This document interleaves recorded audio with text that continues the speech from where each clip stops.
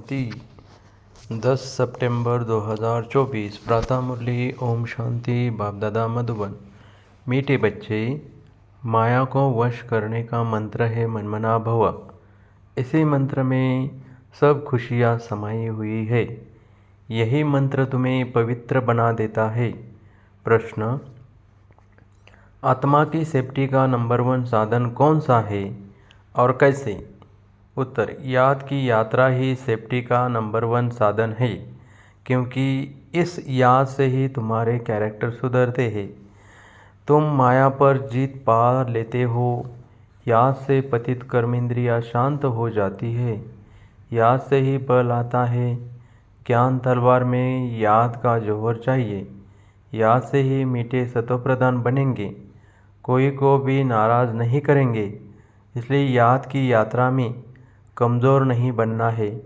अपने आप से पूछना है कि हम कहाँ तक याद में रहते हैं।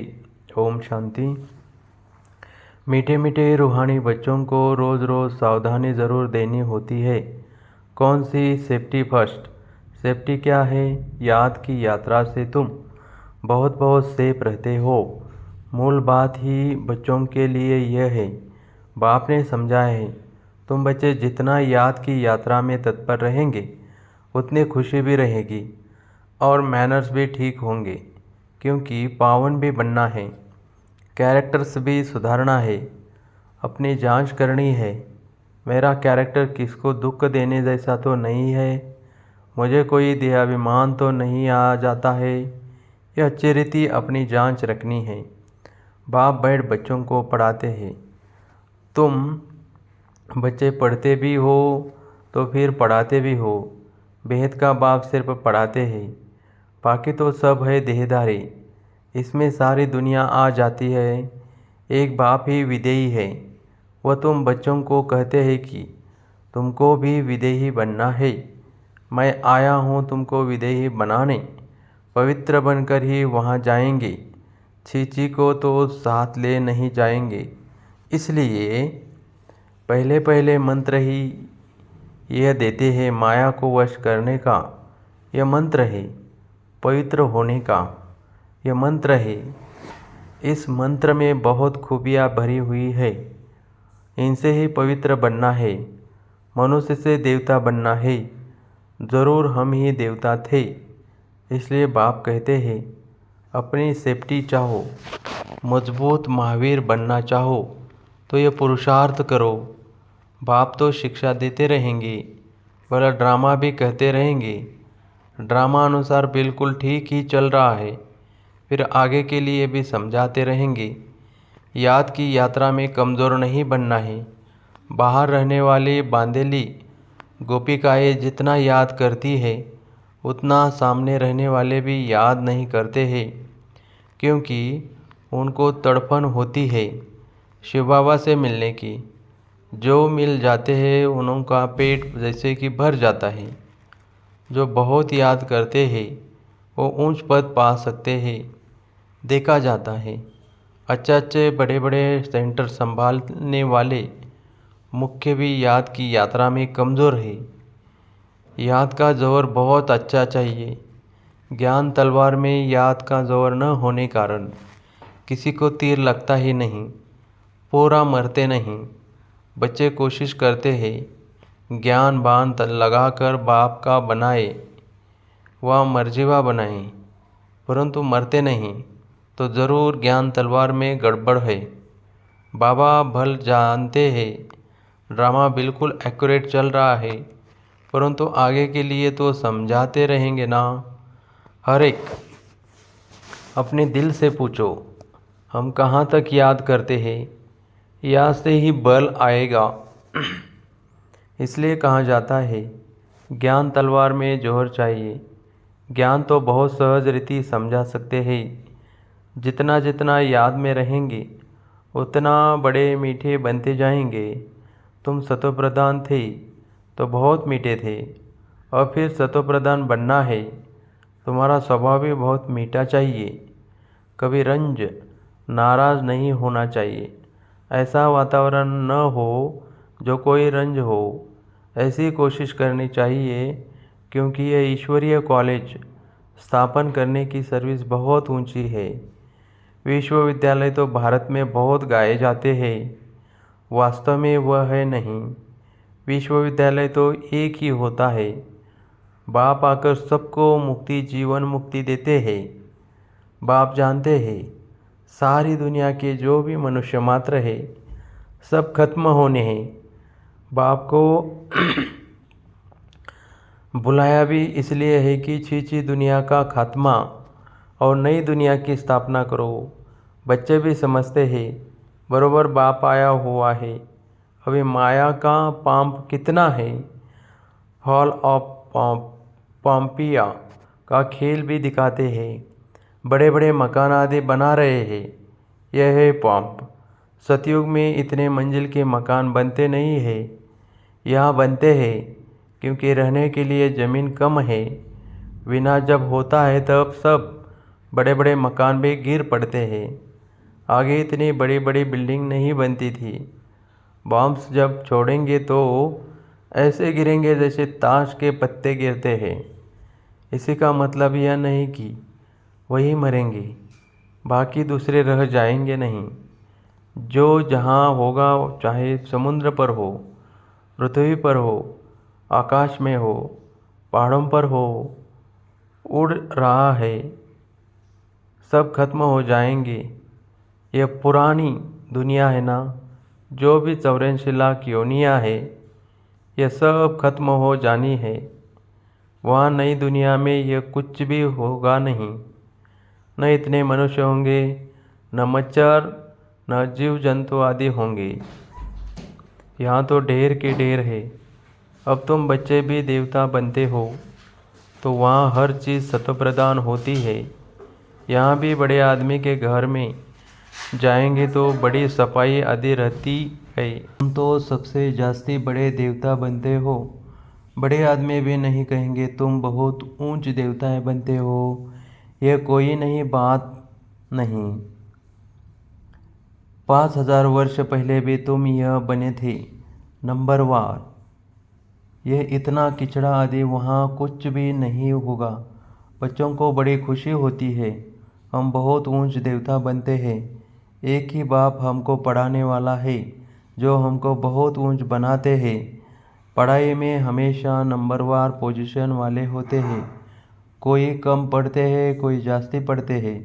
अब बच्चे पुरुषार्थ कर रहे हैं, बड़े बड़े सेंटर्स खोल रहे हैं, इसलिए कि बड़ों बड़ों को मालूम पड़े। भारत का प्राचीन राजयोग भी गाया हुआ है। खास विलायत वालों को जास्ती उत्सुकता होती है राजयोग सीखने की। भारतवासी तो तमोप्रधान बुद्धि है, वह फिर भी तुम तमोबुद्धि है, इसलिए उनको शौक रहता है भारत का प्राचीन राजयोग सीखने का। भारत का प्राचीन राजयोग नामी ग्रामी है, जिससे ही भारत स्वर्ग बना था। बहुत थोड़े आते हैं जो पूरी रीति समझते हैं। स्वर्ग हेविन पास हो गया सो फिर होगा ज़रूर। हेविन अथवा पैराडाइज है सबसे वंडर ऑफ वर्ल्ड। स्वर्ग का कितना नाम बाला है। स्वर्ग और नरक, शिवालय और वैश्यालय। बच्चों को अब नंबरवार याद है कि हमको अब शिवालय में जाना है। वहाँ जाने के लिए शिव बाबा को याद करना है। वही पंडा है सबको ले जाने वाला। भक्ति को कहा जाता है रात, ज्ञान को कहा जाता है दिन। यह बेहद की बात है। नई चीज़ और पुरानी चीज़ में बहुत फ़र्क होता है। अब बच्चों की दिल होती है इतनी ऊंच ते ऊंच पढ़ाई, ऊंच ते ऊंच मकान में हम पढ़ाए तो बड़े बड़े लोग आएंगे। एक एक को बैठ समझाना पड़ता है। वास्तव में पढ़ाई व शिक्षा के लिए एकांत में स्थान होते हैं। ब्रह्म ज्ञानियों के भी आश्रम शहर से दूर दूर होते हैं और नीचे ही रहते हैं, इतने ऊपर की मंजिल पर नहीं रहते हैं। अभी तो तमोप्रधान होने से शहर में अंदर घुस पड़े हैं, वह ताकत खत्म हो गई है। इस समय सबकी बैटरी खाली है। अब बैटरी को कैसे भरना है, यह बाप के सिवाय कोई भी बैटरी चार्ज कर न सके। बच्चों को बैटरी चार्ज करने से ही ताकत आती है। उसके लिए मुख्य है याद। उसमें ही माया के विघ्न पड़ते हैं। कोई तो सर्जन के आगे सच बतलाते हैं, कोई छिपा लेते हैं। अंदर में जो खामियां है वह तो बाप को बतलानी पड़े। इस जन्म में जो पाप किए हैं वह अविनाशी सर्जन के आगे वर्णन करना चाहिए नहीं, तो वह दिल अंदर खाता रहेगा।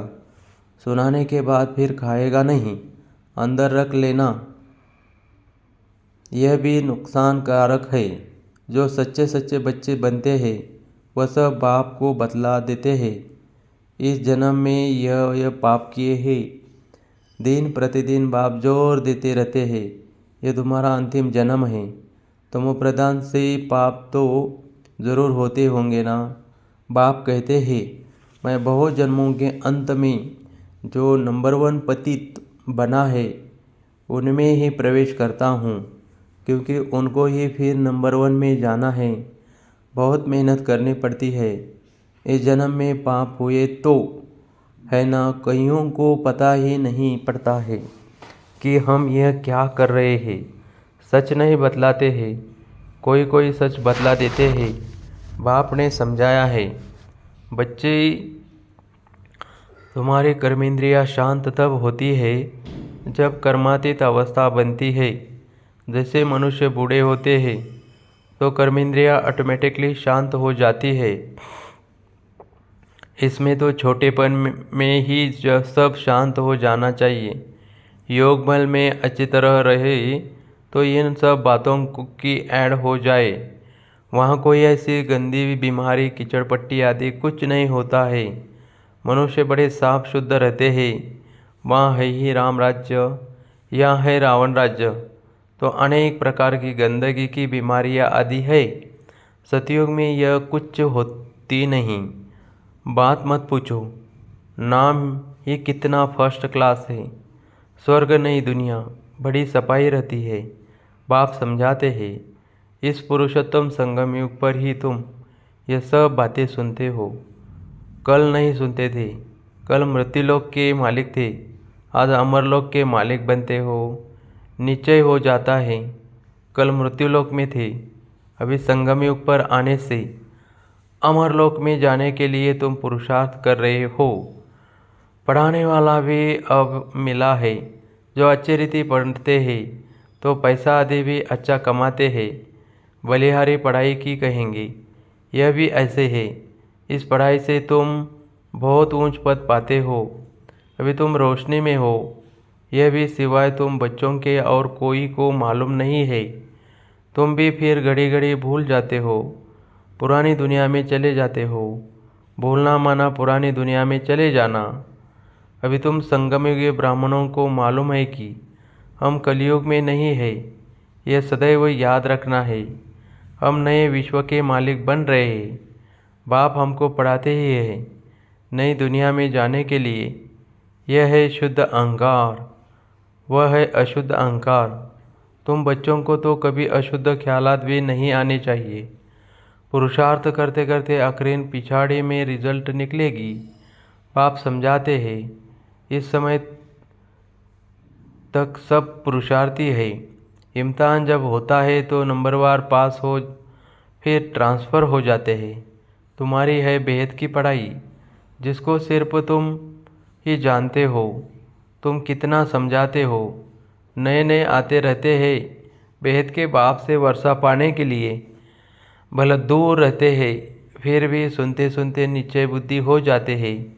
ऐसे बाबा के सम्मुख भी जाना चाहिए जिस बाप ने बच्चों को पढ़ाया है। ऐसे बाप से सम्मुख तो ज़रूर मिलना चाहिए। समझकर ही यहाँ आते हैं। कोई नहीं समझे हुए है तो भी यहाँ आने से समझ जाते हैं। बाप कहते हैं, दिल में कोई भी बात हो, समझ में नहीं आती हो तो भला पूछो। बाप तो चुंबक है ना, जिसकी तकदीर में है वह अच्छी रीति पकड़ सकते हैं।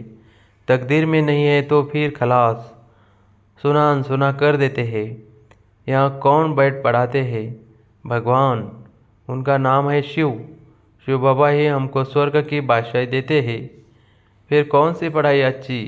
तुम कहेंगे हमको शिव बाबा पढ़ाते हैं। जिससे 21 जन्म की भाषाएं मिलती है। ऐसे ऐसे समझाते समझाते ले जाते हैं। कोई तो पूरा न समझने कारण इतनी सर्विस नहीं कर सकते, बंधन की जंजीरों में जकड़े रहते हैं। शुरू में तो तुम कैसे अपने को जंजीरों से छुड़ा कर आए, जैसे कोई मस्ताने होते हैं। ये भी ड्रामा में पार्ट था। जो कशिश हुई, ड्रामा में भट्टी बननी थी। जीते जी मरे, फिर माया की तरफ कोई कोई चले गए। युद्ध तो होती है ना, माया देखती है। इसने बड़ी हिम्मत दिखाई है। अब हम भी ठोक कर देखते हैं कि पक्के है व नहीं। बच्चों की कितनी संभाल होती थी, सब कुछ सिखलाते थे। तुम बच्चे एल्बम आदि देखते हो, लेकिन सिर्फ चित्र देखने से भी समझ न सके। कोई बैठ समझाए कि क्या क्या होता था, कैसे भट्टी में पड़े थे, फिर कोई कैसे निकले, कोई कैसे। जैसे रुपये छपते हैं तो भी कोई कोई खराब हो पड़ते हैं। यह भी ईश्वरीय मशीनरी है। ईश्वर बैठ धर्म की स्थापना करते हैं। यह बात किसी को भी पता नहीं है। बाप को बुलाते भी है, परंतु जैसे तवाई समझते ही नहीं। कहते हैं यह कैसे हो सकता है।